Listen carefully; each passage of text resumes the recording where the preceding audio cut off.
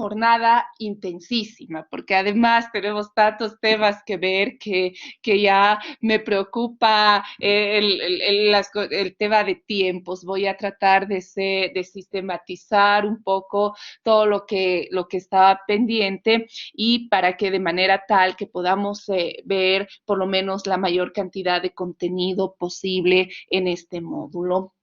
Lo que no podamos ver, pues luego lo van a ver con la doctora Patricia Cerrudo, que va exactamente en esta línea, o sea, que va a ser un diálogo continuo, que eso es también importante para estos diálogos académicos. Entonces, lo primero que les decía, y vamos un poco a repasar y a ir poniendo las ideas que hemos visto desde la primera semana, el miércoles, jueves, viernes de esta semana, y vamos a ver cuáles son los objetivos de esta clase. Concretamente, esta clase vamos a ver 2 acciones tutelares. Me hubiera gustado ver con ustedes la acción popular y también la acción de inconstitucionalidad abstracta y concreta, pero lamentablemente el tiempo no nos va a alcanzar. Igual creo que vamos a tener un módulo más, entonces ahí vamos a ver estos temas que nos han quedado pendientes, pero sí me voy a centrar en 2 puntos específicos que son la acción de amparo constitucional y la acción de libertad. Entonces, estas acciones las vamos a ver primero desde una perspectiva de derecho procesal constitucional, pero además vamos a aplicar el enfoque especialmente de género. Hoy vamos a reforzar mucho el tema del enfoque de género y vamos a repasar la jurisprudencia más importante, los estándares más altos en tema de enfoque de género, pero también desde la perspectiva de la acción de libertad. Y vamos a ver los estándares más altos de la acción de libertad y, bueno, algunas críticas importantes al Tribunal Constitucional en su jurisprudencia. Y la segunda parte de la clase vamos a ver la acción de amparo constitucional.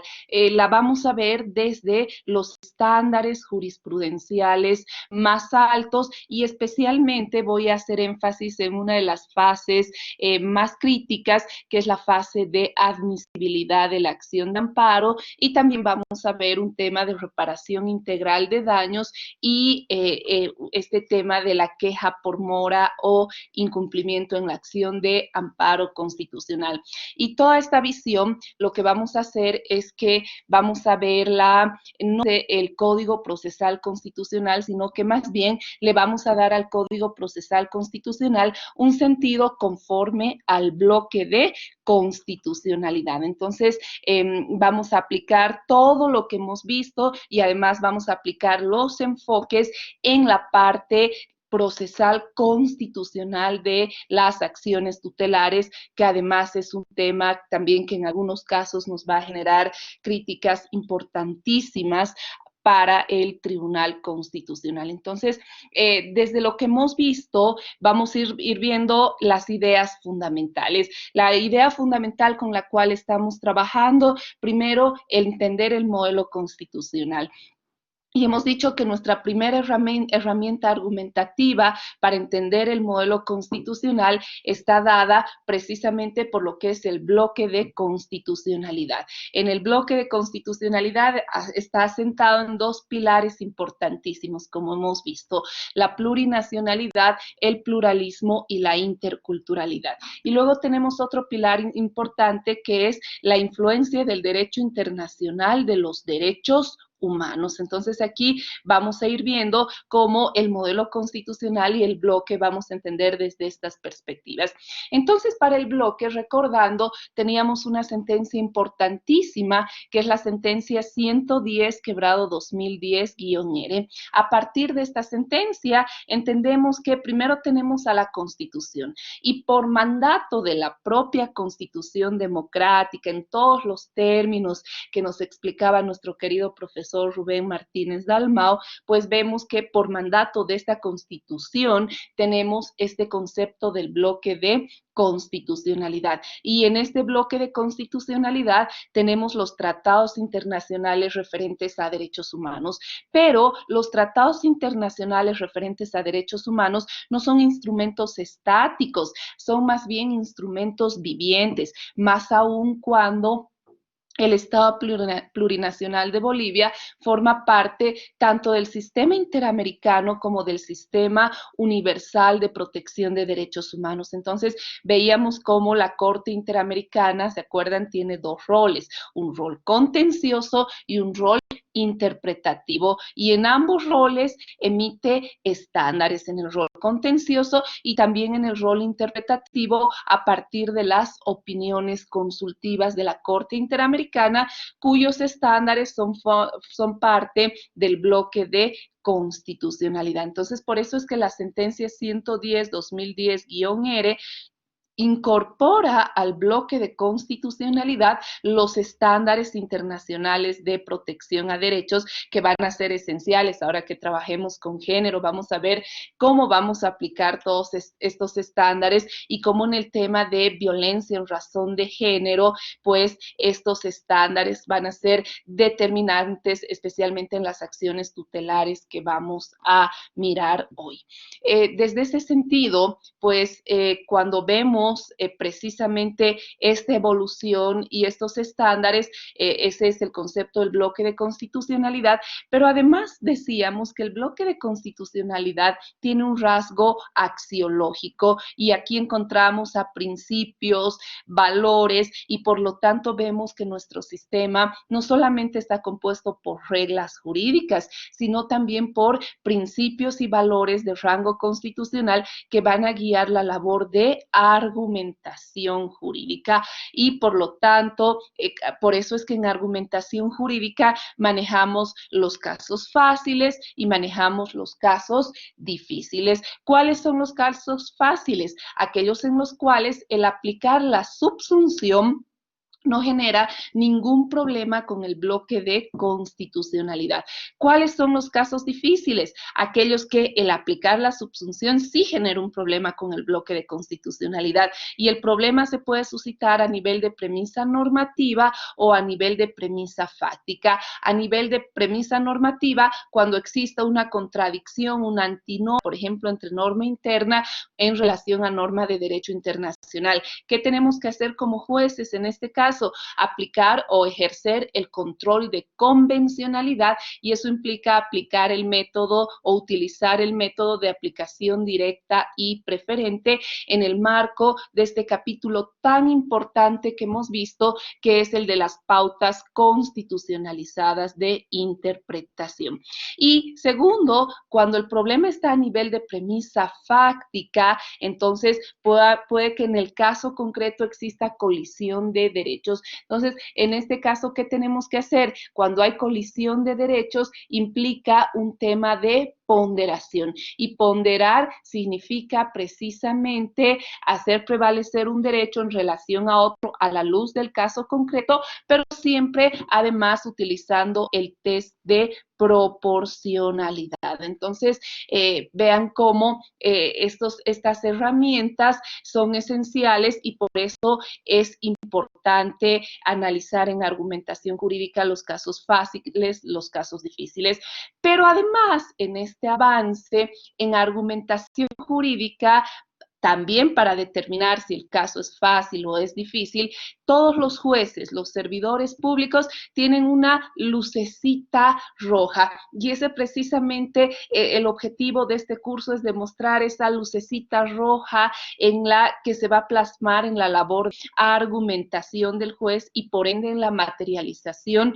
del bloque de constitucionalidad y en el tema de algo que vamos a ver y vamos a desarrollar mucho hoy día, que es el tema de la razonabilidad de las decisiones judiciales.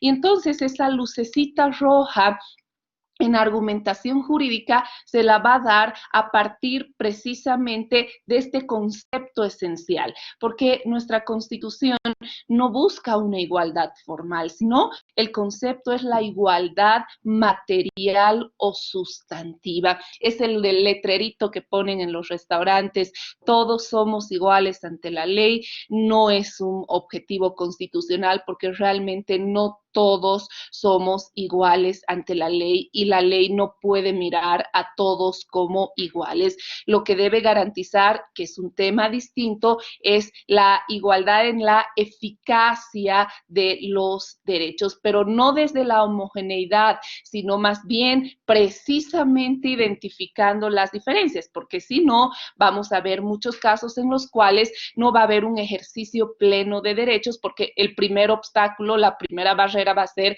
por ejemplo, el acceso a la justicia, producto de formalismos, ritualismos, por ejemplo, extremos que eviten el acceso a la justicia y entonces por eso les digo que no todos somos iguales y toda esta visión de los derechos parte de lograr el ejercicio pleno de derechos identificando las situaciones de asimetría. Este, diría yo, es el corazón de nuestro modelo constitucional, que además va muy de la mano con la evolución del derecho internacional de los derechos humanos. Por eso es que en este módulo, lo primero que tiene que hacer el juez o la autoridad jurisdiccional o también un servidor público es aplicar los enfoques que estamos viendo, los 4 enfoques: el enfoque diferencial, el enfoque de género, el enfoque de interculturalidad y el enfoque de interseccionalidad. Habíamos visto, hoy nos vamos a centrar en el enfoque de género, que además lo vamos a mirar a la luz primero de los estándares de la Corte Interamericana de Derechos Humanos y luego a la luz de la jurisprudencia del Tribunal Constitucional en los estándares más altos. Como les decía, por supuesto, si analizamos estas sentencias desde la igualdad formal, vamos a decir, bueno, estas sentencias vulneran la igualdad formal, el debido proceso, claro, porque eso es partir de una lógica de igualdad formal. Sin embargo, cuando hablamos del enfoque de género, el enfoque de género es un método del derecho que ayuda al juez a mirar no la igualdad formal, sino más bien las asimetrías y a partir de las asimetrías brindar interpretaciones favorables de manera tal que se logre en relación a estas personas que están en asimetría un real acceso a la justicia. Entonces, por eso les digo que es importante focalizarnos en esta visión de la igualdad sustantiva y en aplicar los enfoques del derecho. Entonces, tenemos estos enfoques importantísimos que los hemos desarrollado y hemos visto el enfoque diferencial, por ejemplo, para casos de personas adultas mayores, niñas, niños, adolescentes, personas con discapacidad, personas privadas de libertad que sí merecen un enfoque diferencial porque además las personas privadas de libertad están en una situación de vulnerabilidad, por lo tanto, pues toda interpretación que se realice no puede ser restrictiva, sino más bien debe garantizar de mejor manera el ejercicio pleno de sus derechos. Entonces, vean cómo vamos a ir combinando el enfoque diferencial. Hemos visto desde el día jueves y viernes, el enfoque de interculturalidad, cómo se plantea la mirada, la interpretación de los derechos, no solo desde un sistema monista, sino desde la diversidad cultural, pero además esta diversidad, estas identidades plurinacionales que forman parte de nuestro modelo, se manifiestan en este sistema plural de fuentes jurídicas en la cual las normas y procedimientos de las naciones y pueblos indígenas son fuente directa de derecho y generan una dinámica de complementariedad, herramientas herramientas dialógicas. Ayer veíamos, por ejemplo, la sentencia 2007, Quebrado 2014, cómo se hace una interpretación desde una lectura de la antropología jurídica que plasma la diversidad cultural. Entonces, vean cómo es importante la premisa normativa en argumentación jurídica va a partir de un concepto esencial, pluralismo jurídico de tipo igualitario, y este es el concepto del enfoque de interculturalidad. Y aquí, por ejemplo, van a ver uno de los grandes teóricos en argumentación jurídica que ha desarrollado la doctrina estándar de argumentación jurídica, la ha sistematizado a partir de las posturas de McCormick y de Alexi, es Manuel Atienza. Manuel Atienza ha desarrollado una sistematización, por eso se llama la doctrina estándar de argumentación jurídica, que es una de las doctrinas que ha sido de mayor reconocimiento en derecho comparado. Sin embargo, esta doctrina, que parte de una premisa normativa, premisa fáctica y las conclusiones, sí va a ser aplicable en el caso boliviano cuando queramos desarrollar un tema de estructuras de las sentencias judiciales. Pero esta estructura de las sentencias judiciales, la premisa normativa, no la podemos asimilar al concepto de premisa normativa que tienen McCormick, Alexi o Matienza, desde un concepto, además de una construcción eurocéntrica. Latinoamérica y Bolivia concretamente parten de un pluralismo jurídico de tipo igualitario, un contexto de plurinacionalidad. Entonces, esa premisa normativa pues deberá considerar este sistema plural de fuentes jurídicas, lo que les decía. Toda la teoría que recogemos no la podemos repetir de memoria, sino siempre la tenemos que enmarcar en nuestro modelo constitucional. Por eso es tan importante que el juez utilice o la jueza utilice el enfoque de interculturalidad, y habíamos visto también el enfoque de interseccionalidad, que identifica las causas múltiples y que además el enfoque de interseccionalidad va a ser esencial no solo para interpretar el derecho, sino que hemos visto, y ahora lo vamos a ver con más detalle, que este enfoque va a ser esencial especialmente para una doctrina de reparación integral de daños que realmente tenga un carácter transformador en la sociedad, como vamos a ver hoy día. Entonces, por eso hemos visto estos enfoques, y cuando estamos en argumentación con un grupo de atención prioritario, con un criterio prohibido de discriminación desde el artículo 14, pues ahí está la autoridad jurisdiccional, sabe que se prende la lucecita roja, porque además tiene que flexibilizar presupuestos procesales, tiene que aplicar la favorabilidad. Entonces, todas las pautas constitucionalizadas en el caso, porque como juez debe asegurar una igualdad material, pero además un real acceso a la justicia. Vean que en esencia, una de las grandes finalidades de los enfoques son métodos del derecho destinado a identificar las asimetrías, y una de sus grandes finalidades es precisamente lograr que se superen las barreras al acceso a la justicia.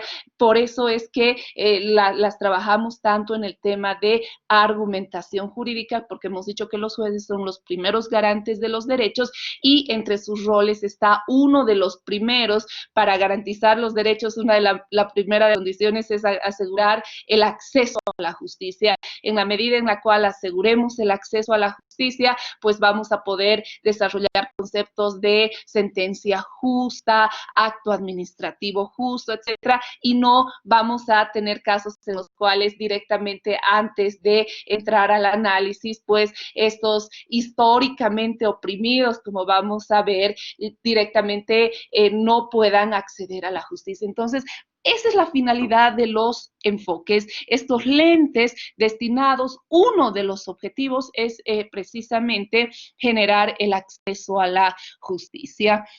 Por lo tanto, a partir de estos 4 enfoques, voy a empezar ahora con uno de los artículos que es el corazón de nuestra Constitución.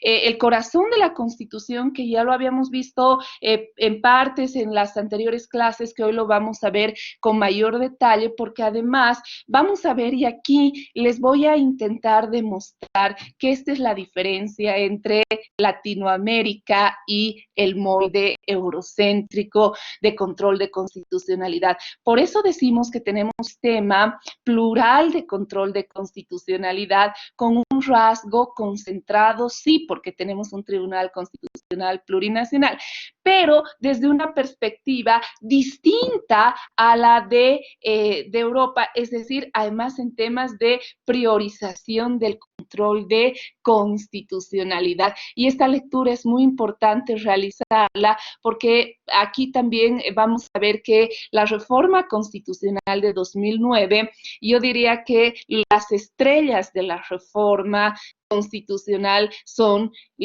las autoridades jurisdiccionales, y no solo las de justicia constitucional, sino también las de justicia ordinaria, porque como vamos a ver enseguida, forman parte, son los primeros garantes de los derechos fundamentales, pero además de las autoridades ordinarias, el eje central del modelo constitucional boliviano, y esto tiene también mucha influencia, esto no es un tema solo que lo recolectamos en Bolivia, sino que tenemos que ver Latinoamérica. Entonces, vamos a ver cómo en Latinoamérica, en la esencia del constitucionalismo latinoamericano está en sus raíces de control tutelar de constitucionalidad, desde esta famosa Constitución de Querétaro, que muchos autores olvidan mencionarla, pues Latinoamérica fue el amparo constitucional, esta lógica del activismo judicial y esa visualización del control tutelar, que con mayor fuerza llega a la Constitución del Ecuador de 2008 y a la Constitución de 2009. Entonces, por eso potenciamos, y por eso es que desde el modelo constitucional en esta clase vamos a ver dos acciones potenciales para la materialización de nuestro modelo, que es la acción de amparo y la acción de libertad. Me hubiera gustado, porque además la esencia de nuestro modelo también está en la acción popular, me hubiera gustado desarrollarla. Sin embargo, en las próximas clases que vamos a tener, vamos a ver ese tema, pero por razones de tiempo voy a centrarme en la acción de amparo y en la acción de libertad por el potencial emancipatorio desde nuestro modelo constitucional. Y además estas herramientas van a ver que todo lo que estamos viendo, todas las pautas de interpretación, todos estos enfoques, no son poesía constitucional, sino que van a quedar en simple retórica, sino que se va a materializar y se va a traducir en la vida de las personas, en la vida de miles de mujeres víctimas de violencia, en la vida de niñas, niños, adolescentes, en la vida de personas privadas de libertad. Entonces, esa emancipación no puede quedar en teoría, sino que tiene cinco grandes armas potenciales en nuestro modelo, pero claro, por razones de tiempo nos vamos a centrar a ver hoy día solamente la acción de libertad y la acción de amparo constitucional. Entonces, por eso nuestra clase, y antes de entrar a ver estas acciones y aplicar el enfoque de género, como hemos dicho, pues vamos a partir de un primer análisis que para nosotros como teoría boliviana es sumamente importante. Por eso es que tenemos que partir del artículo 109, parágrafo 1, que ya lo habíamos visto, que hoy lo vamos a repasar muy rápidamente, porque, como les decía, el 109, parágrafo 1, plantea los tres grandes principios del constitucionalismo boliviano, que además lo vamos a ir viendo desde la irradiación del artículo 14, parágrafo 2 de la Constitución, vinculada al tema de los enfoques. Y entonces, el 109, parágrafo 1 de la Constitución consagra los tres grandes principios del constitucionalismo boliviano, porque además este artículo va a estar, como vamos a ver enseguida, íntimamente vinculado con el artículo 13, parágrafo tercero de la Constitución. Y entonces vamos a ver tres grandes principios que además van a ser el eje y que tienen mucho que ver con el rol jurisdiccional y con la protección de derechos a través de las acciones tutelares. Entonces, el primer principio es el principio de igualdad jerárquica de derechos. El segundo principio desde nuestro modelo constitucional es el de aplicación directa de derechos. Y el tercer principio es el de directa justiciabilidad de derechos. ¿Vean? Entonces, el 109, parágrafo primero, vamos a empezar a verlo nuevamente como rasgo propio de nuestro modelo constitucional. ¿Quién tiene la Constitución a mano, por favor? A ver, un vocero o una vocera. Yo, doctora, tengo la artículo. Doctorita, por favor.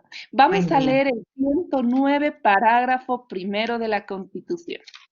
Ya. Buen día, doctora, y a todos, disculpe. Hola, doctorita, buen día. Artículo 109, parágrafo primero.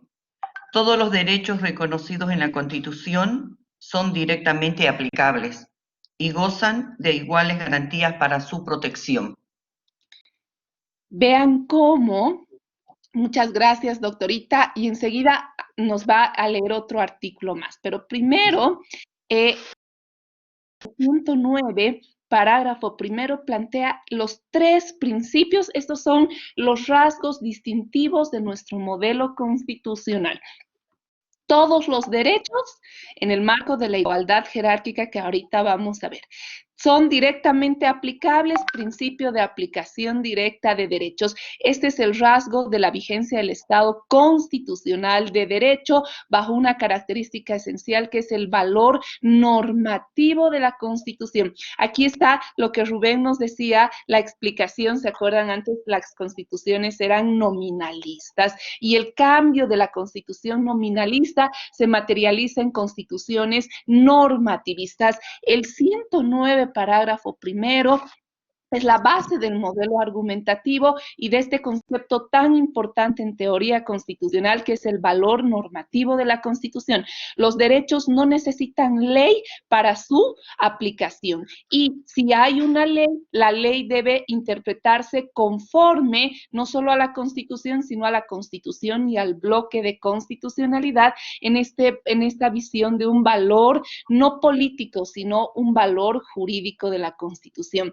Y aquí está el tercer principio con el cual vamos a empezar esta clase y vamos a ver el potencial de las acciones tutelares, porque el foco, a diferencia de Europa, si vemos, por ejemplo, el garantismo de Luigi Ferrajoli, si vemos, por ejemplo, todas las posturas de Zagrebelsky, toda esta visión del control de constitucionalidad, siempre se van a ir en una teorización primaria, especialmente de un control normativo de constitucionalidad a la luz de sistemas preeminentemente concentrados de control de constitucionalidad. En cambio, nosotros sí tenemos un rasgo concentrado, tenemos un ámbito de control normativo en el cual les decía que tenemos tres acciones: la acción de inconstitucionalidad abstracta, la acción de inconstitucionalidad concreta y el recurso contra tributos, ¿verdad? Pero el centro de nuestro modelo constitucional, por eso este corazón del 109, está en la directa justiciabilidad. Y la directa justiciabilidad, como vamos a ver enseguida, se da en 5 acciones tutelares: la acción de amparo constitucional, la acción de libertad, la acción de protección de privacidad, la acción de cumplimiento y la acción popular. Entonces, vean cómo ahora quiero hacer énfasis en este primer punto, que es la igualdad jerárquica de derechos. Doctorita, ¿nos puede leer, por favor, el artículo 13, parágrafo tercero de la Constitución? Claro, doctora. Muchas Artículo gracias. 13, parágrafo tercero. Así es. La clasificación de los derechos establecida en esta Constitución no determina jerarquía alguna ni superioridad de unos derechos sobre otros. Excelente. Gracias, querida doctorita. Vean cómo, ¿qué plantea la igualdad jerárquica? Esto es Latinoamérica. Esto es lo que todavía en Europa se sigue discutiendo. Por ejemplo, Luigi Ferrajoli, en esta su visión del garantismo, no sé si les he pasado, pero si no, les voy a compartir al WhatsApp una obra muy reciente del 2019 que ha sistematizado todo el pensamiento garantista de Luigi Ferrajoli. Y, por ejemplo, entre una de las voces que parten de autores tan importantes como Ferrajoli está el tema de la exigibilidad de los derechos económicos, sociales y culturales. O sea, Europa todavía está en una construcción para la consolidación de la idea de una real justiciabilidad de los derechos económicos, sociales y culturales. De hecho, por ejemplo, la Constitución española en el tema del amparo remite la tutela del amparo solamente a derechos civiles y políticos y algunos sociales como el derecho al trabajo y la libre sindicalización. Los demás derechos económicos, sociales y culturales están exentos del ámbito de amparo constitucional, que es una herramienta de directa justiciabilidad, y si bien pueden ser tutelados en control normativo, pero también el control normativo, como hemos visto y vamos a seguir viendo, y esto no solo en Bolivia, sino en España, este es un resabio de este rasgo eurocéntrico en nuestras constituciones latinoamericanas, pues la legitimación activa está restringida a representantes, a diputados, senadores, entonces, pero no desde una visión de directa justiciabilidad como es el amparo constitucional. Entonces, y enseguida les voy a explicar por qué. Todavía en el debate está la directa exigibilidad de los derechos económicos, sociales y culturales. En cambio, en Latinoamérica, y además ya tenemos experiencias importantes, tenemos una sentencia preciosísima, porque yo creo que Colombia ha sido la precursora de esta visión de la igualdad jerárquica de los derechos a partir de una sentencia que es una sentencia. Yo creo que esta es una de las sentencias joya de la Corte Interamericana, de la Corte Constitucional Colombiana. La sentencia es, si a alguien le interesa, cuando estamos hablando de este tema de teoría constitucional, la sentencia T025 del año 2000. La googlean, la van a encontrar inmediatamente. Esta sentencia desarrolla lo que es el estado de cosas inconstitucionales en relación a los desplazados por la violencia civil en Colombia, las FARC. ¿Y cuál es el problema? Y aquí voy a empezar a ver nuevamente Latinoamérica. Latinoamérica va a tener un punto desde el constitucionalismo social, un punto importante de quiebre en relación a la teoría constitucional eurocéntrica. Por eso es que cuando hablamos de constitucionalismo social, hay que mirar Europa, sí, la Constitución de Weimar de 1919, muy progresista, pero también con una visión del control de constitucionalidad, que además estaba centrada en control normativo desde el modelo kelseniano. Claro que en la realidad no había imparcialidad, independencia y esta especialización en justicia constitucional, que eran los requisitos kelsenianos, que no se dieron, y por eso es que durante la Constitución de Weimar pues se vio todo el holocausto en Europa, ¿no? En cambio, Latinoamérica Latinoamérica veamos desde un constitucionalismo social que parte de una de las constituciones ruptura, que es la Constitución de Querétaro de 1917. Esta Constitución de Querétaro consagra constitucionalmente por primera vez el amparo constitucional, pero además consagra otras figuras como el amparo administrativo, ya en el amparo constitucional consagra el iura novit curia, implícitamente esa flexibilidad, consagra la protección a través de esta vía de derechos no solo individuales, sino, por ejemplo, a la propiedad ejidal, que se refiere a propiedad colectiva, porque Latinoamérica, siempre les decía, también son pueblos indígenas, las voces de los pueblos indígenas. Entonces, pues Latinoamérica entonces tiene un primer punto de ruptura, por eso es que no hay que leer la teoría europea sin mirar la realidad latinoamericana. Tienen un artículo de Rubén precioso, que creo que se los he mandado, de la explicación, precisamente Rubén Martínez Dalmau hace, junto con Roberto Viciano, hacen una comparación del constitucionalismo social europeo y dan una mirada del constitucionalismo social latinoamericano. Entonces, esta es una idea importante porque, por supuesto, Latinoamérica tiene que tener una mirada particular y pues a partir de Querétaro, no se olviden Latinoamérica, las dictaduras militares latinoamericanas, es decir, son fenómenos que tenemos que contextualizar y en Latinoamérica es importante potencializar y en realidad primero se lo hace a través del activismo judicial y luego a través de dos reformas constitucionales importantísimas. Entonces, la primera gran visión del activismo judicial en la igualdad jerárquica de derechos está contenida en la sentencia T025-2004 de la Corte Constitucional Colombiana. Esta es una sentencia herejía constitucional, porque esta es la primera vez que incluso toca temas de presupuesto público. Estoy hablando del año 2004, ¿no es cierto? Cuando llega a Europa esta sentencia, por supuesto, rompe todos los esquemas, pero además vean cómo la construcción europea siempre ha partido de una hegemonía, ¿no? Porque cuando vemos libros de teoría, cuando se discuten derechos, no vemos a los autores europeos que miran, por ejemplo, a la Corte Constitucional Colombiana, ¿no? Porque, claro, todas esas construcciones teóricas que en algunos casos se siguen teorizando, Latinoamérica las rompió, miren, estoy hablando del año 2004. Y entonces, ¿por qué hablamos de una igualdad jerárquica de derechos en Latinoamérica? ¿Por qué? Porque aquí viene la construcción de la teoría generacional de los derechos. ¿Se acuerdan? Todos hemos tenido esta construcción.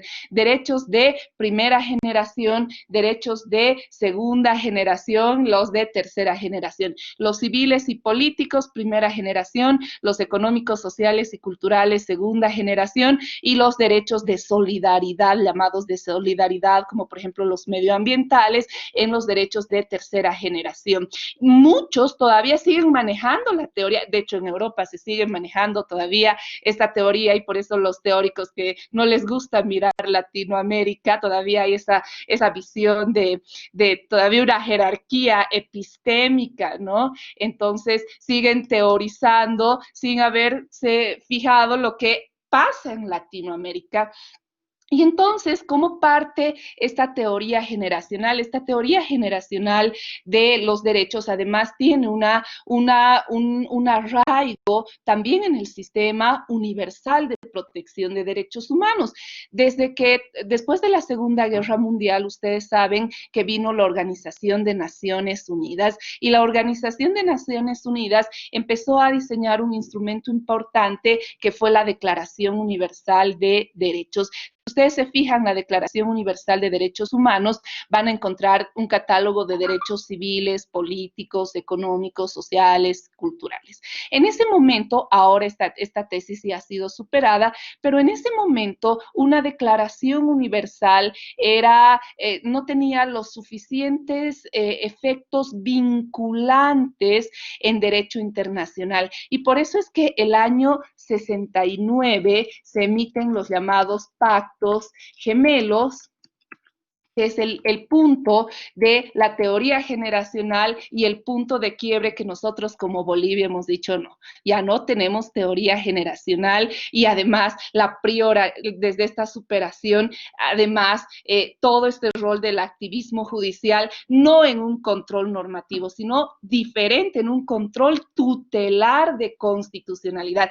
Este es pues el rasgo que nos va a distinguir con Europa. Y entonces los pactos son dos. Mire, el Pacto Internacional de Derechos Civiles y Políticos, ratificado por el Estado boliviano, y luego el Pacto Internacional de Derechos Económicos, Sociales y Culturales, también ratificado por el Estado boliviano. Y claro, ustedes me dirán, pero ¿y por qué dos pactos? No podían hacer un solo pacto, y precisamente este es el punto de la teoría generacional de los derechos, que en Europa todavía sigue en construcción. Latinoamérica, por lo menos en diseño constitucional, lo ha superado, y ese es el caso de Ecuador y Bolivia, y Colombia a partir de su jurisprudencia. Entonces, claro, ¿por qué viene y por qué hablamos de derechos de generación? O sea, de primera generación, segunda y tercera. Porque una de las características, esta no es una mera distinción de clasificación, tiene un fundamento esencial, que es la justiciabilidad de los derechos. Cuando hablamos de justiciabilidad, nos referimos a mecanismos de defensa no ordinarios, sino a mecanismos de defensa constitucionales que sean accesibles, directos y eficaces para quienes, para los ciudadanos y también para las colectividades. Entonces, no a través del control normativo, que además tiene restricciones formalistas, tiene además, por ejemplo, criterios de legitimación activa restringidas, sino a través de control tutelar. Y entonces, por eso es que el Pacto de Derechos Civiles y Políticos, que además, por ejemplo, para el debido proceso, el instrumento internacional que mejor desarrolla el debido proceso, el derecho a la defensa, es, por ejemplo, el Pacto Internacional de Derechos Civiles y Políticos.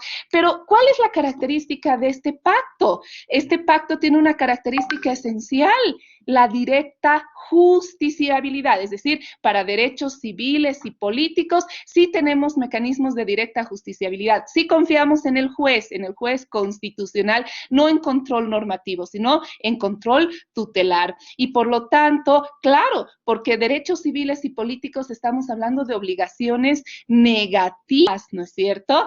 Abstención, no vulnerar el debido proceso, no allanar arbitrariamente viviendas, no, o sea, todo obligaciones negativas. Entonces ahí sí, confiamos en el juez, y por lo tanto las herramientas que se iniciaron después de posguerra, desde esta visión de la directa justiciabilidad de derechos civiles y políticos, es decir, de primera generación, y algunos de segunda, como los laborales y los de sindicalización laboral, pues estos derechos tenían justiciabilidad en herramientas de derecho comparado, como son, por ejemplo, el habeas corpus, el amparo, el habeas data, en derecho comparado. ¿Sí? Ahí sí, el juez en control tutelar, ahí sí, control tutelar. Pero para temas, y por eso teníamos el Pacto de Derechos Económicos, Sociales y Culturales. ¿Cuál fue el argumento?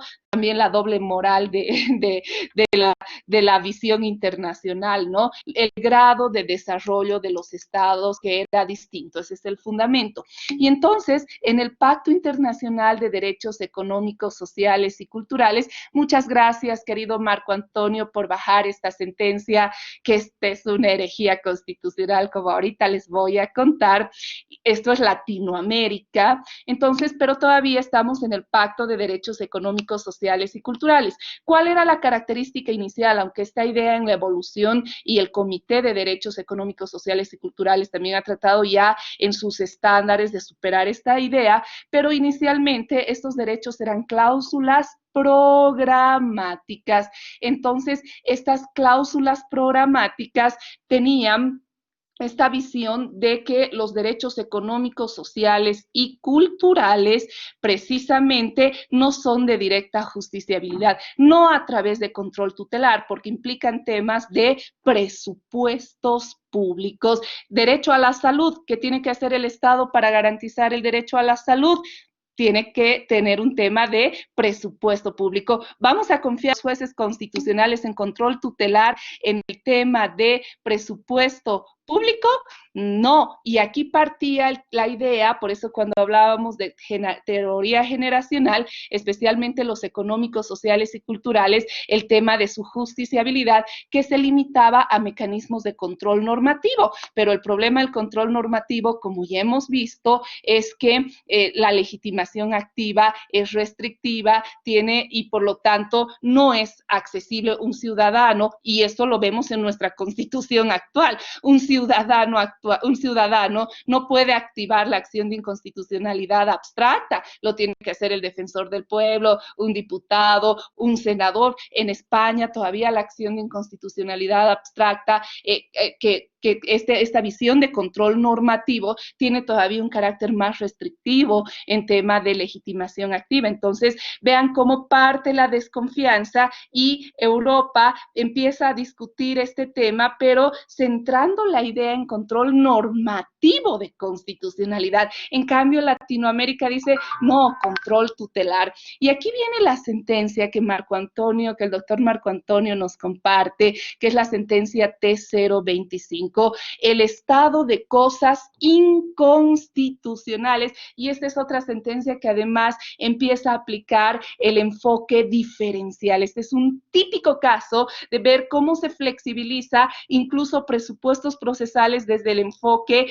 diferencial, y vamos a ver cómo después la Corte Constitucional empieza a utilizar enfoque de género, enfoque interseccional. Entonces, ¿por qué se llama estado de cosas inconstitucionales? Primero, porque vean que la teoría hasta este momento, especialmente de corte eurocéntrico, va estableciendo el tema de la teoría generacional y el tema de la justiciabilidad solo para derechos civiles y políticos.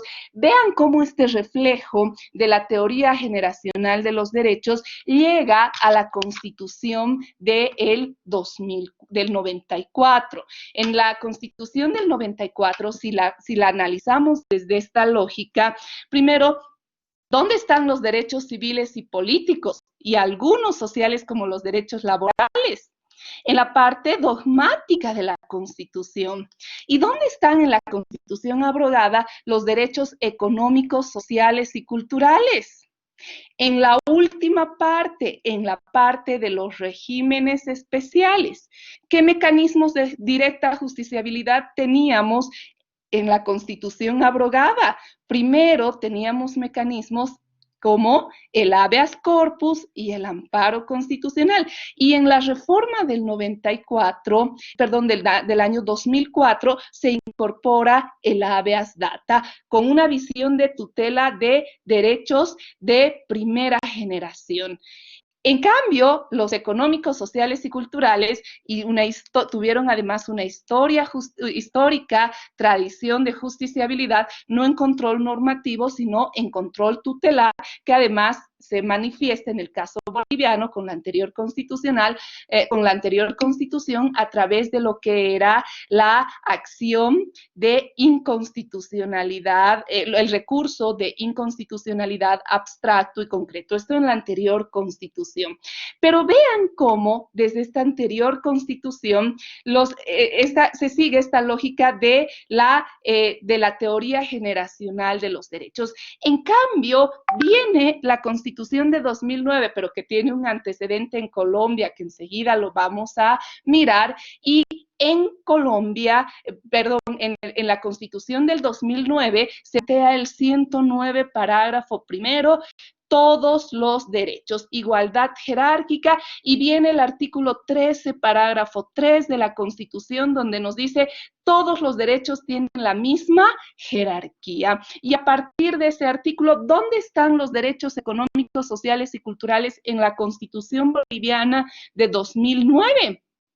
pues todos estos derechos están en la parte dogmática de la Constitución. Por eso es que ya no tenemos mecanismos, estos regímenes especiales que los tenía la Constitución abrogada, porque los derechos económicos, sociales y culturales se incorporan en la parte dogmática de la Constitución boliviana, y por eso hablamos de este principio de igualdad jerárquica, y el control tutelar toma un centro neurálgico, es el epicentro de todo este diseño constitucional y de esta lógica del activismo judicial, no el control normativo. Sí tenemos un control normativo, también con un rasgo de control concentrado, pero el epicentro en Latinoamérica, en Bolivia, está en el control tutelar. Por eso el artículo 109 plasma el principio de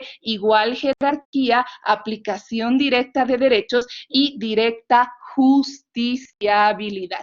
Desde esa lógica, desde esta visión, pues vean cómo hemos superado la teoría generacional de los derechos, y por eso ahora hablamos de igualdad jerárquica, y en derechos tenemos los derechos individuales, los derechos plurindividuales y los derechos transindividuales, todos en la misma jerarquía. Pero, por ejemplo, el derecho a la salud, que es un típico derecho económico, social y cultural, pues puede tener una dimensión individual, una dimensión plurindividual, una dimensión transindividual. Y este derecho económico, social y cultural, que pues este derecho que no tenía desde esta teoría generacional de los derechos una directa justiciabilidad en control tutelar, en el caso del modelo constitucional, claro que tiene. Y si el derecho está en una dimensión individual, la herramienta de directa justiciabilidad, el amparo constitucional. Si tiene una dimensión plurindividual, por ejemplo, pacientes con VIH-Sida, que el Estado haya omitido el deber de brindar, por ejemplo, los medicamentos retrovirales, esa afectación no solo es individual, sino tiene una dimensión pluriindividual. ¿Cuál es el mecanismo? El mecanismo de tutela objetiva, que es la acción de cumplimiento, que como vamos a ver, este es el marco de diferencia en el amparo constitucional. Pero también el derecho a la salud puede tener una dimensión como derecho difuso, el tema de la salubridad pública. Aquí en Sucre, la doctora Salame la anterior semana presentó una acción popular en la cual se pidió la tutela en esta época de COVID del derecho a la salubridad pública como derecho difuso vinculado con el tema del acceso a la justicia desde una dimensión de derechos difusos. ¿Qué vía de justiciabilidad tenemos? Miren, salubridad pública, o sea, justiciabilidad en Latinoamérica. La vía es la acción popular. Entonces, vean cómo viene el cambio desde Latinoamérica, y por eso es que hablamos de la igualdad jerárquica de derechos fundamentales. ¿Qué pasó en la Corte Constitucional colombiana? Y luego de explicarles un poco esta sentencia, pues recién voy a pasar a responder todas las preguntas que me hacían. ¿Por qué esta lógica de la igualdad jerárquica, cuando hablamos de este tema de la justiciabilidad de los derechos, tiene eco en Latinoamérica? Y un primer hito jurisprudencial es la T025 del año 2004, referente a al estado de cosas inconstitucionales referentes a los desplazados por la violencia civil en Colombia, el tema de las FARC, un tema que lamentablemente es un tema que sigue en actual vigencia, y por eso esta es una sentencia que en la etapa de ejecución de fallos no ha concluido. Hasta ahora la etapa de fallos sigue vigente. ¿Qué pasó en esta sentencia? Pues los desplazados, ustedes saben que además, miren, aquí viene todo el enfoque interseccional que plantea el enfoque de interculturalidad, el enfoque de género, el enfoque diferencial que utiliza implícitamente, aunque no lo diga, pero implícitamente, para flexibilizar presupuestos procesales, utiliza la Corte Interamericana. Entonces, las guerrillas en Colombia, quienes más las personas que más afectadas fueron las comunidades indígenas y los miembros pueblos de las comunidades indígenas, que por el tema de la guerrilla eran desplazados de manera forzada, y esos desplazamientos muchas veces llegaban a las manchas urbanas, por ejemplo, Bogotá, ¿no es cierto? La capital bogotana, con más de 10 millones de habitantes, tiene también una historia precisamente en todo este conflicto armado, ¿no? Y también las demás ciudades pobladas en Colombia. Entonces, había muchos casos en los cuales la Corte empezó a advertir que se pedía, por ejemplo, salud, se pedía educación, pero se activaba la acción de tutela que se equipara al amparo constitucional. Y entonces había una visión restrictiva en la cual estos derechos, porque además implicaban temas de presupuesto público, no podían ser tuteladas a través de la acción de tutela. Entonces, la Corte Constitucional colombiana identifica y ve que en estos casos, y que estamos vinculados a derechos económicos, sociales y culturales, en relación, miren la visualización de la situación de asimetría en relación a los desplazados por la violencia civil en Colombia. Entonces, en estos casos, identifica que en Colombia existe un estado de cosas inconstitucional en cuanto a la materialización de estos derechos que sin duda son económicos, sociales y culturales, y que implicaban temas de presupuesto público para el Estado. Entonces, a partir de una acción de tutela, primero lo que hace es acumular todos estos procesos constitucionales y declarar esta figura de el estado de cosas inconstitucionales. Desde esta figura, que además es el realizar esta labor procesal, ya implica la utilización de estos enfoques que estamos mirando. ¿Y qué es lo primero que hace? Vean que estamos hablando de derechos económicos, sociales y culturales. Lo primero que hace, esto no está en su Constitución del 91, emerge de la interpretación constitucional. Entonces, lo primero que hace la Corte Constitucional colombiana es darle la figura procesal constitucional, la flexibilización. Vean, cuando vemos una situación de asimetría, ¿por qué? Porque en estos casos, por ejemplo, los desplazados chocaban con el acceso a la justicia. ¿Por qué? Por esa lógica de la teoría generacional de los derechos. Entonces, ¿qué hace en esta sentencia la Corte Constitucional colombiana? Lo primero que hace es flexibiliza los presupuestos de la acción de tutela, y entonces ingresa al análisis de fondo de derechos económicos, sociales y culturales. Entonces, no con reforma constitucional, simplemente a través del activismo judicial.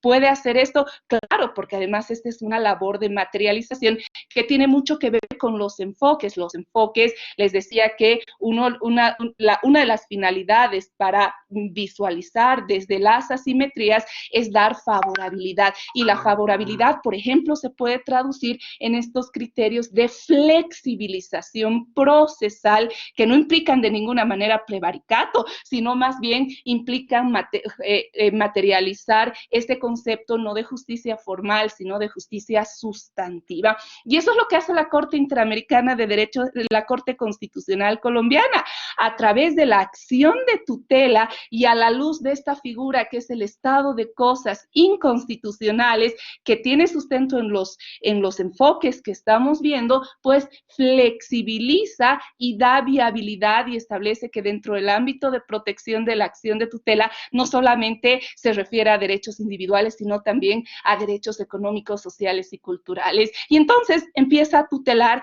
derechos como a la vida, a la salud, a la educación. Y claro, ¿cuál era el argumento del Estado? El argumento del Estado, y aquí viene por eso les decía que se parte de una desconfianza en el juez y no sé, esta teoría generacional no encomendaba el cuidado a los jueces porque estos derechos implican temas presupuestarios. Y entonces, ¿cuál era el argumento del Estado colombiano? el argumento de todos los estados.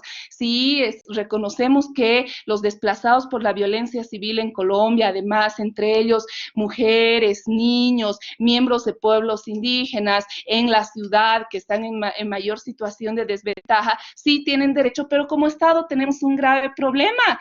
Tenemos un tema de restricciones presupuestarias. Y entonces aquí viene la primera sentencia, herejía constitucional. Les estoy hablando del año 2004, en el cual, ¿qué hizo la Corte Interamericana, la Corte Constitucional Colombiana?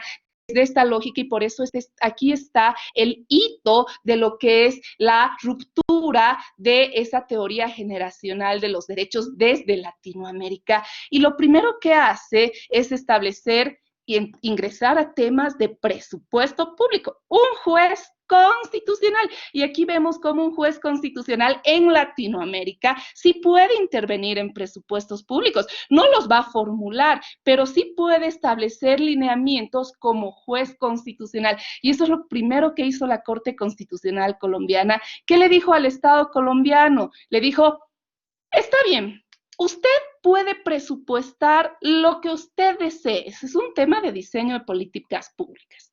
Pero usted va a priorizar en su presupuesto temas de educación, salud, vinculados ¿a quiénes? A grupos de atención prioritaria como son los desplazados por la violencia civil en Colombia. Después de que usted priorice este tema en su presupuesto, puede presupuestar lo que usted quiera, señor Estado colombiano, pero prioriza el tema de los desplazados por la violencia civil en Colombia.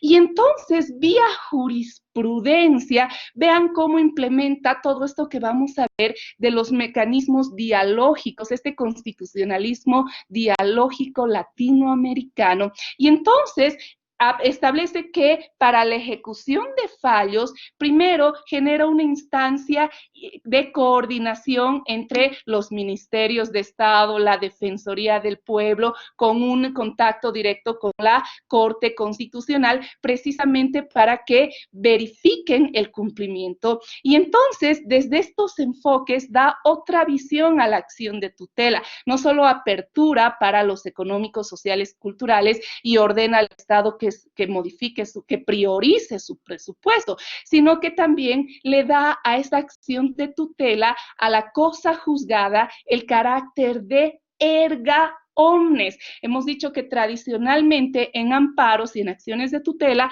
la cosa juzgada tiene efectos interpartes, pero claro, estamos hablando de derechos pluriindividuales. Entonces, además, en un número de desplazados que cada vez va en aumento y que no termina. Entonces, claro, imagínense si no hubiera dado estos efectos, otra vez tendría que acumularse las acciones y entonces, pues, la justicia se desnaturalizaría. Entonces, a la luz de este concepto del estado de cosas inconstitucionales, ¿qué hace la Corte Constitucional colombiana? Lo que hace es darle, vía interpretación constitucional, un carácter para estos casos erga omnes a la cosa juzgada y establece que, pues, cualquier persona que sea desplazada por la violencia civil, solo acreditando que está en esa situación, pues va a tener derecho, y para eso está esta instancia interinstitucional generada a partir de una sentencia constitucional, en virtud de la cual tiene que garantizar, por ejemplo, si una familia desplazada llega a Bogotá, pues tiene que asegurarle vivienda, tiene que asegurarle que los niños sean recibidos en la escuela para garantizar su derecho a la salud, es decir, a nivel de una comisión interinstitucional. Pero aquí viene otra herejía de la Corte. Este es el activismo judicial. Esta sentencia, vía interpretación constitucional, implementa la sala de supervisión. Es decir, esta es otra tesis y esto es lo que le falta al Tribunal Constitucional boliviano. Puede tener sentencias muy progresistas como las que vamos a ver, especialmente cuando aplica toda la doctrina de reparación integral de daños, años, pero la pregunta es, ¿y se ha cumplido este tema? Pues uno de los temas es que no solamente se tiene que aplicar esa visión de la queja por moro o por incumplimiento desde la visión del mecanismo de defensa para la parte accionante. Hemos dicho que en materia de derechos rige el principio del iura novit curia. Dame los hechos y yo te tutelo, pero no solo te tutelo, sino superviso, porque soy juez constitucional. No rige el principio dispositivo en materia de derechos fundamentales, y eso es lo que hace la Corte Constitucional colombiana en esta sentencia. Genera la sala constitucional, la sala de supervisión.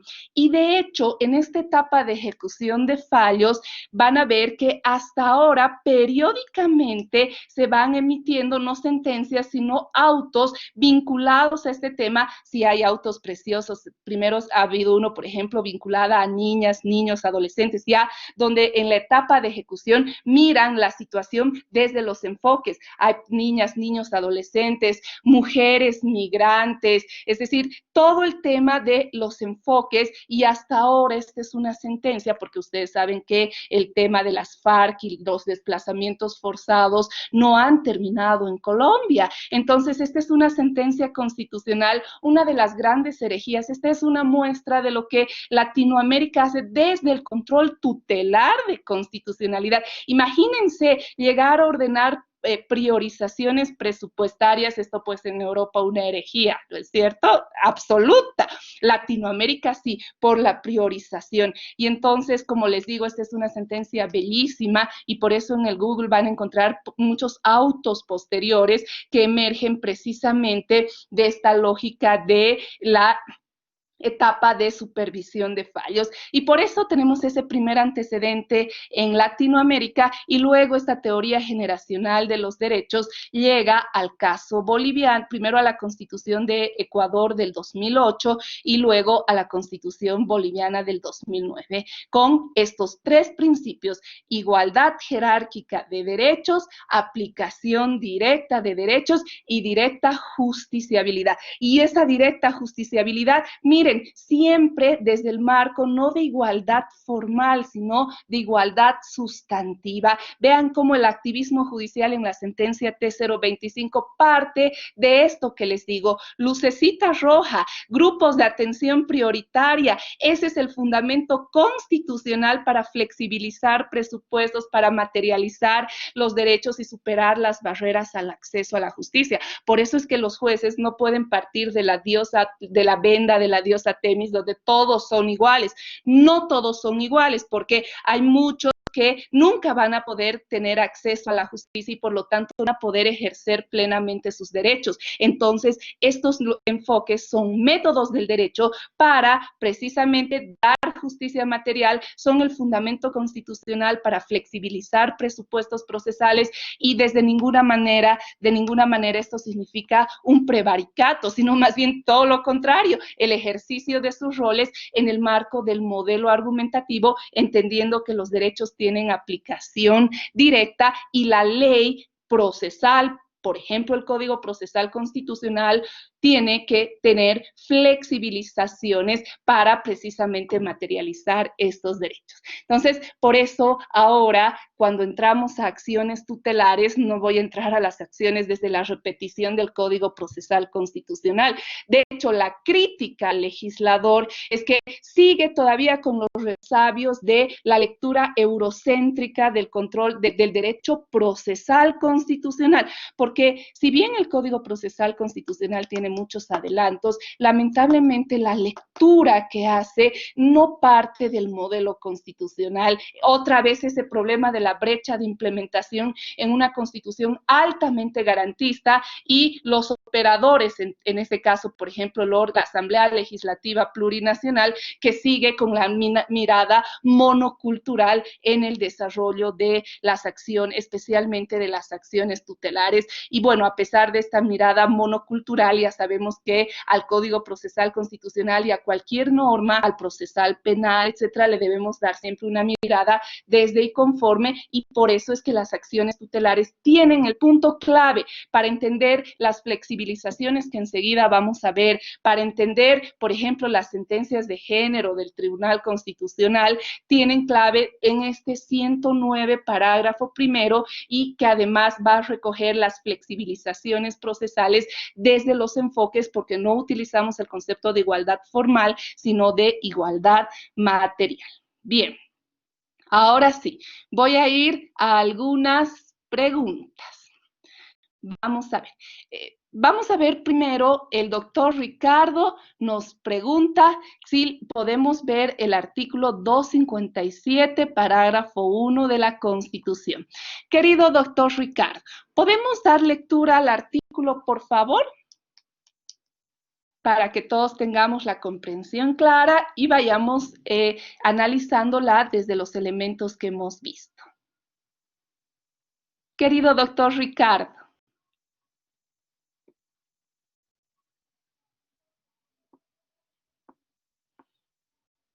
No sé.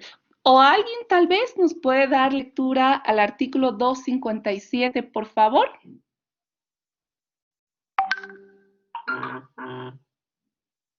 Nadie. Doctora, yo lo leo. Doctorita, por favor. El 257 de la Constitución, ¿no? Parágrafo primero. Muy bien, dice, los tratados internacionales ratificados forman parte del ordenamiento jurídico interno con rango de ley. Perfecto. Me imagino que la pregunta del doctor Ricardo va enfocada al tema del bloque de constitucionalidad. Y bueno, este artículo, cuando hablamos del bloque de constitucionalidad, recordemos dos elementos importantes. ¿Qué instrumentos forman parte del bloque de constitucionalidad? Primero, los tratados internacionales, pero ¿en qué materia? En materia de derechos humanos. Y esto tiene mucha relación con el artículo 256 de la Constitución, que plantea el principio de favorabilidad y del método de aplicación directa y preferente de derechos, y también del rango que tienen los tratados internacionales referentes a derechos humanos. En nuestro modelo constitucional, los tratados constitucionales en materia de derechos humanos no tienen rango infraconstitucional, tampoco tienen rango supraconstitucional, tienen el mismo rango, por eso hablamos de bloque de constitucionalidad.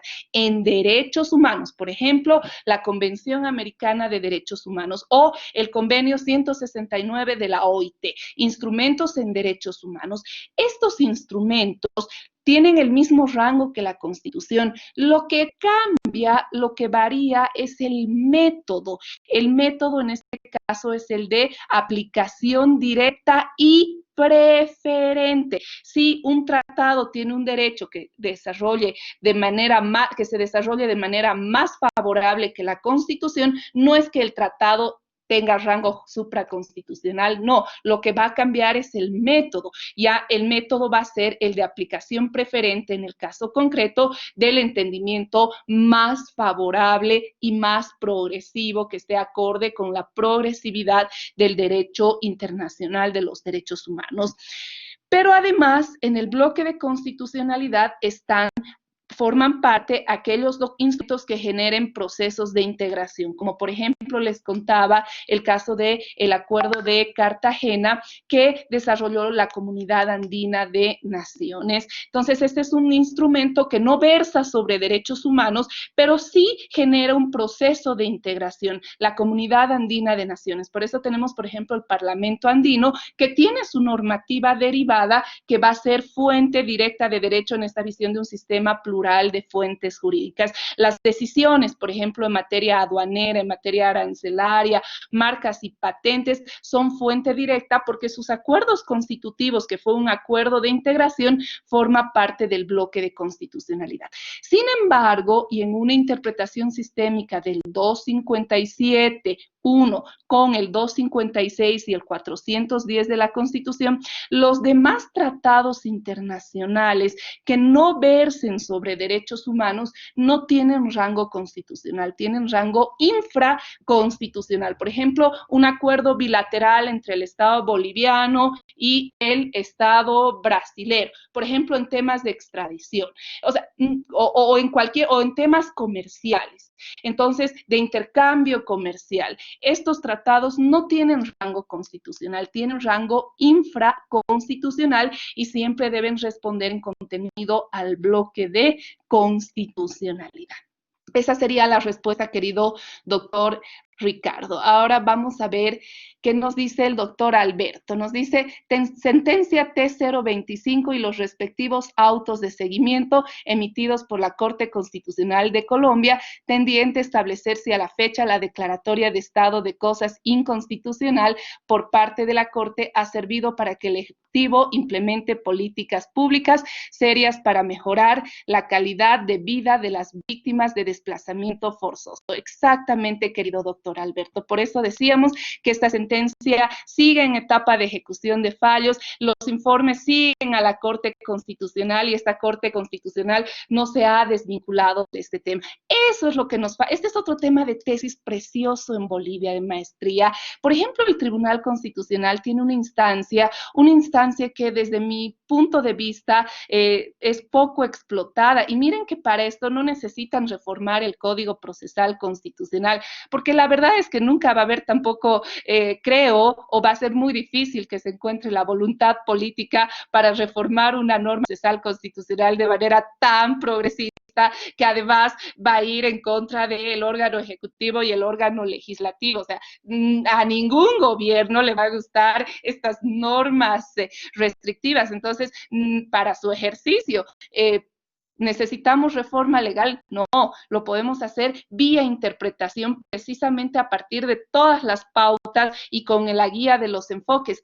Y el Tribunal Constitucional tiene una instancia que desde mi punto de vista, como les decía, es la cenicienta del Tribunal Constitucional, la más olvidada, cuando tiene un rol, o podría tener un rol preponderante, que es la Secretaría Técnica. Entonces, la Secretaría Técnica, por ejemplo, aquí tiene una unidad que es la que desarrolla lo que hablábamos ayer, los peritajes antropológico-culturales, y desde estos peritajes antropológico-culturales, por ejemplo, la Secretaría Técnica, además, desde una visión, porque es necesario también desconcentrarla en los departamentos, podría realizar labores de supervisión y a partir de esa supervisión coordinar con la sala que haya conocido, por ejemplo, una sentencia y que haya aplicado, por ejemplo, estas garantías de no repetición, medidas de satisfacción, todos los temas que enseguida vamos a ver en el amparo constitucional. Entonces, sí, este es uno de los grandes ejemplos de esta sentencia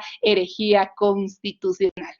El doctor Manuel nos dice, no sé por qué creo que declarar al estado de cosas inconstitucional en un determinado asunto, más en el tema de salud, generaría la promoción, un juicio de responsabilidades y activación de procesos penales como otras consecuencias.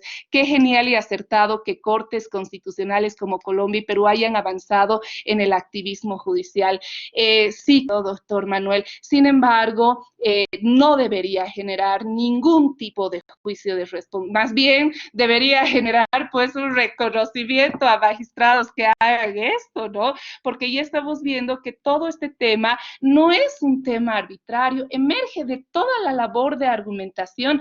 Nuestras pautas constitucionalizadas son claras, el 14.2, el 256, el 410, el 3.1, el 3.4, del 109, parágrafo 1, que respaldan al juez constitucional. Sin embargo, el problema es no la Constitución, por eso les digo, si no reformamos el juicio de responsabilidades en Bolivia, no vamos a tener este tema. Nuevamente, la pregunta que nos hacíamos el anterior sábado, ¿se acuerdan? En Bolivia. O sea, estos son problemas estructurales. Miren que el problema no está ni siquiera en seguir discutiendo si somos un modelo argumentativo, si seguimos con reglas. No, esto desde mi perspectiva ya está superada. La Constitución es altamente garantista. Lo que tenemos que discutir, siguiendo a Roberto Gargarella, es las sala de máquinas, ¿no? Ese es el problema. Y uno de los problemas de nuestra sala de máquinas boliviana es pues el juicio de responsabilidades. Nuevamente nos preguntamos, ¿quién controla al controlador?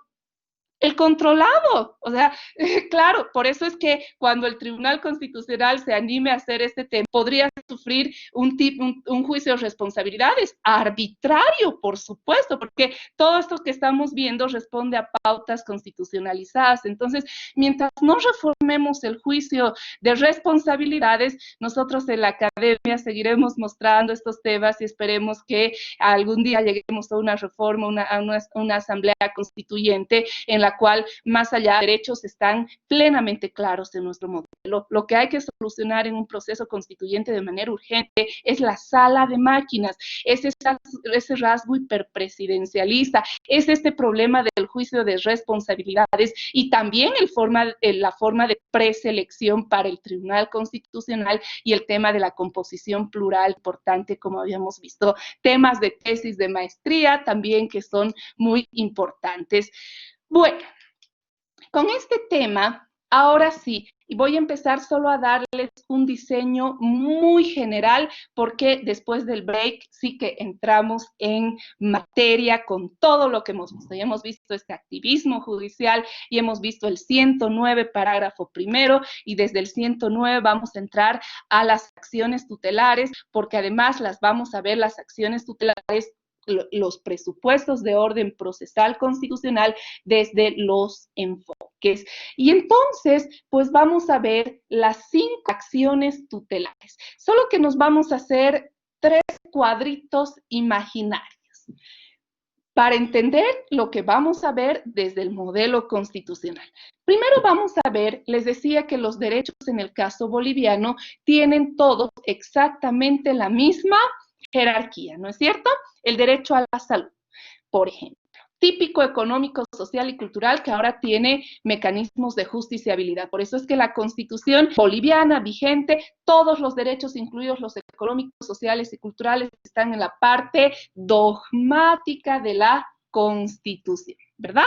Y además incorpora otras herramientas, aparte de la acción de libertad, del amparo y la acción de protección de privacidad, otras herramientas emancipatorias del derecho. No necesitamos ni siquiera el tema de declaratoria de estado de constitucionalidad en el caso boliviano, porque además, más allá de esa inconstitucionalidad, la forma de tutela ya es una gran herramienta. Por eso tenemos a los derechos plurindividuales, partiendo de la lógica del 109, y a los derechos transindividuales. Los plurindividuales son aquellos que no solo afectan a una persona, sino a todos los que estén en idéntica situación, y su vulneración desde la lectura colombiana genera un estado de cosas inconstitucionales. Pero nosotros, en el caso boliviano, para este tipo de derechos, más allá de declarar o no el estado de cosas inconstitucionales, que es una herramienta argumentativa que puede respaldar,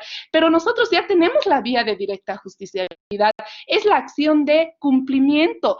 Lo que pasa es que si leen la acción de cumplimiento desde el Código Procesal Constitucional, yo creo que los legisladores primero no partieron del modelo constitucional y sus asesores interpretaron no desde el modelo constitucional, sino otra vez desde una lectura monocultural del derecho, ¿no? Y parece que la acción de cumplimiento fue aprobada en el Código Procesal Constitucional después de las 2 de la mañana, donde todos ya estaban absolutamente cansados, porque si ustedes leen el Código Procesal Constitucional, no van a entender de qué es la acción de cumplimiento, y esta es una de las razones por las que es una herramienta tan potencial como esta, nuevamente ha quedado en la cenicienta de las acciones tutelares.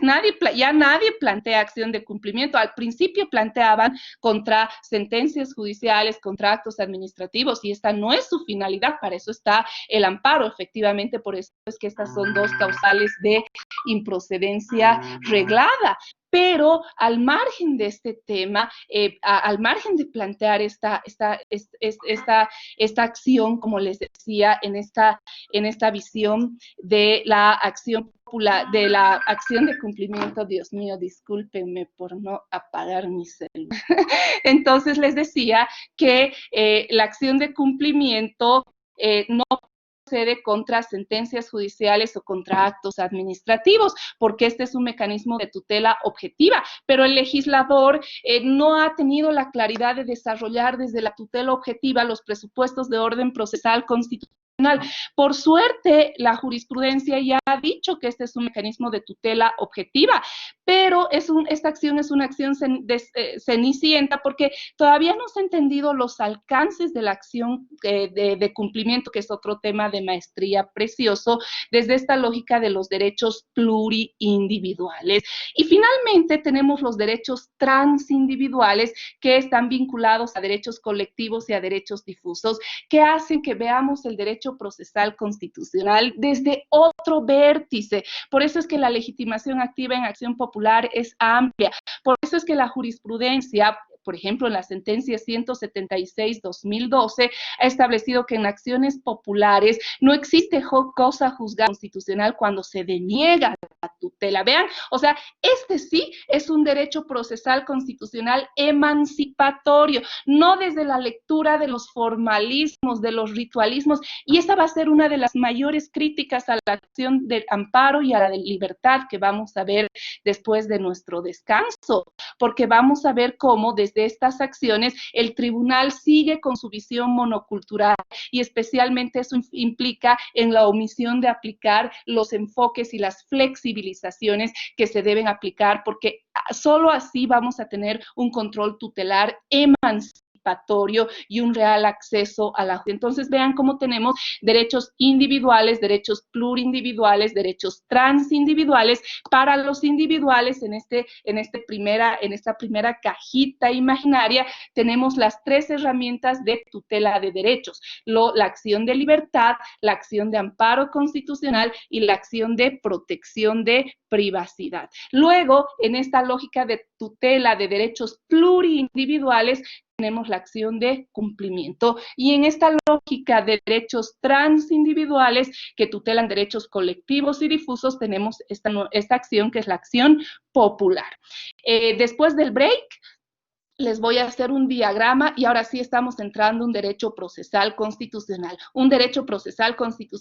emancipatorio. La invitación es pensar no desde esa lógica tradicional del derecho procesal, sino desde esta lógica más bien de flexibilización máxima enmarcada a los enfoques para la real materialización, porque ya hemos visto que la Constitución vigente potencia el control tutelar de constitucionalidad.